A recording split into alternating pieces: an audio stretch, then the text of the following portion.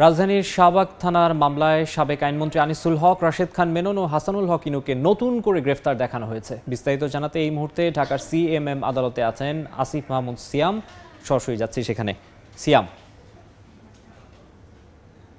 CMM আদালতে এখানে আজকে সকালে সাবেক আইনমন্ত্রী আনিসুল হক, এছাড়া আওয়ামী লীগের হেভিওয়েট অন্যান্য প্রার্থী যারা ছিলেন হাসানুল হক ইনু, রাশেদ খান মেনন এবং জুনায়েদ আহমেদ পলক সহ আরও বিভিন্ন আওয়ামী লীগের সাথে ওতপ্রোতভাবে যারা জড়িত ছিলেন তাদেরকে আজকে আদালতে তোলা হয় এবং এই সময় তাদেরকে বিভিন্ন মামলায় আজকে তাদেরকে গ্রেফতার দেখানো হয়। এর মধ্যে আনিসুল হককে পল্টন থানা এবং মোহাম্মদপুর থানার একটি মামলায় তাকে গ্রেফতার দেখানো হয়। ওই একই মামলাতে, মোহাম্মদপুর থানার একই মামলাতে সাদেক খান এবং জুনায়েদ আহমেদ পলকও তার গ্রেফতার আবেদন করা হয়, কিন্তু যেহেতু ওই মুহূর্তে তারা আদালতে উপস্থিত ছিলেন না, তাই তখন তাদের গ্রেফতার শুনানি হয়নি। কিন্তু তার কিছুক্ষণ পরেই জুনায়েদ আহমেদ পলককে আদালতে তোলা হয় এবং তাকে যখন গ্রেফতার আবেদন করা হয়, তার গ্রেফতার আবেদন মঞ্জুর করে তাকে পুনরায় কারাগারে পাঠানো হয়েছে।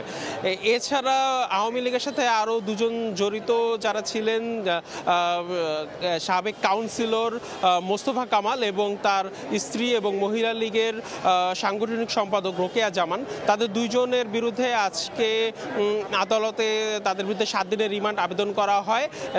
এ সময় আদালতে বলা হয় যে গাজীপুরে যে জুলাই আন্দোলনের সময় যে নাশকতা হামলা হয়েছিল, শিক্ষার্থীদের উপর যে হামলা হয়, সেই হামলায় সেখানে সাবেক মেয়র যিনি ছিলেন জাহাঙ্গীর আলম, তার নেতৃত্বেই তারা আওয়ামী লীগের কর্মী হিসেবে সেখানে নাশকতা চালান এবং সরাসরি সেই নাশকতায় জড়িত ছিলেন।